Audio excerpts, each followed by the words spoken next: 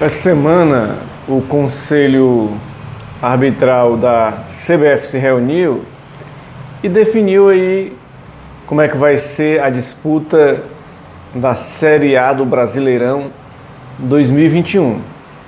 E uma decisão foi muito colocada aí, importante, que foi por 11 votos a 9, os clubes decidiram aí que só poderá haver 2 mudanças de técnico por equipe.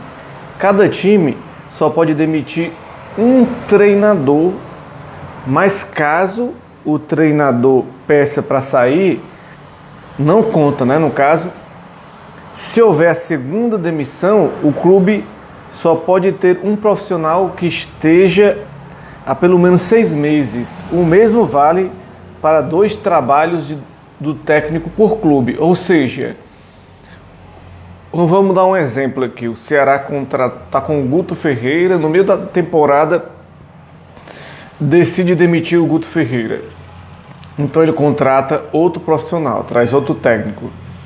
Então aí ele já não pode mais contratar outro profissional se quiser demitir esse segundo técnico. Vai ter que usar um treinador da base do clube, das categorias de base, que já está lá dentro do clube há pelo menos 6 meses. E também o treinador que trocou de um clube. O Guto Ferreira foi do Ceará para o Corinthians. Então ele já fez uma troca, ele não pode ir do Corinthians para o Flamengo, por exemplo. Ele só pode ficar em 2 times. Agora, se o Ceará tem o Guto Ferreira e o Guto Ferreira pede demissão e vai para outro clube, o Ceará, isso não vai valer como troca de técnico, porque foi o treinador que pediu, não o clube, né? Então, é esse mais ou menos como é o entendimento desse dessa nova lei dentro do futebol brasileiro, né? Que vai acontecer. Por um lado, a gente vai ver aí que os times irresponsáveis, aqueles que trocam muito de técnico, vão ter um freio aí de arrumação, né? Dos 20 clubes ano passado, 5 clubes eles superaram a marca de 2 técnicos e foram alguns que caíram. Por exemplo, Botafogo teve 4 técnicos e um interino. Pela nova lei não poderia ter feito isso. O Coritiba, 4 técnicos e um interino. O Goiás, 3 técnicos e um interino. O Vasco também teve 3 técnicos. O Bahia, 3 técnicos e um temporário. Então aí, para aqueles clubes que gostam muito de trocar de técnico pela pressão da torcida, pela pressão da imprensa, vai ter que se segurar mais, porque a mudança de técnico não vai ser permitida assim de toda forma, né? Só vai ser 2 técnicos. Então aí uma forma de tentar organizar o futebol brasileiro, né? Já tem os clubes responsáveis, né? Eu dei exemplo do Ceará, e no Campeonato Brasileiro de 2020 só 4 clubes terminaram aí com seus treinadores, começaram e terminaram com seus técnicos. O Atlético Mineiro do Jorge Sampaoli, o Ceará do Guto Ferreira, o Grêmio do Renato Gaúcho e o Santos do Cuca. Mantiveram os treinadores aí por 38 rodadas, independente do resultado. E você vê que essas equipes todas, nenhuma foi rebaixada, e a maioria aqui Libertadores da América, né? E o Ceará quase chega também, né? Libertadores da América, né?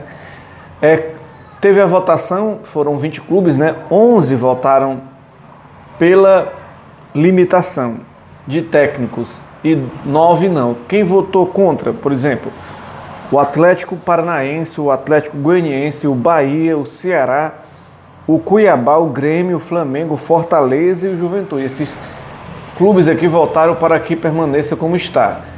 Para a mudança, quem votou para a mudança? O Atlético Mineiro, o América Mineiro, o Bragantino, o Chapecoense, o Corinthians, o Fluminense, o Internacional, o Palmeiras, o São Paulo, o Santos e o Sport. Então foram aí mudanças importantes dentro do cenário do futebol brasileiro. O que é que eu acho, o que é que eu penso em relação sobre isso? Na Europa, você vê que quem já tem uma medida como essa, por exemplo, a Espanha, né?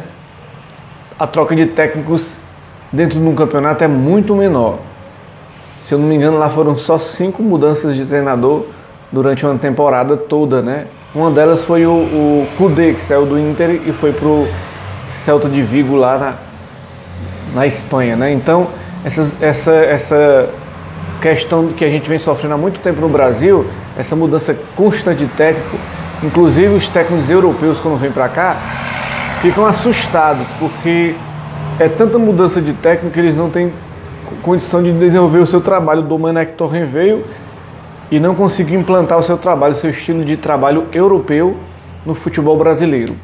Ele precisava de tempo de adaptação, não foi dado a ele o tempo e já foi trocado o comando técnico do Flamengo, né, pelo Rogério Ceni. E outros exemplos aí que a gente vê no futebol brasileiro acontecendo constantemente, a interrupção de um trabalho no meio da temporada.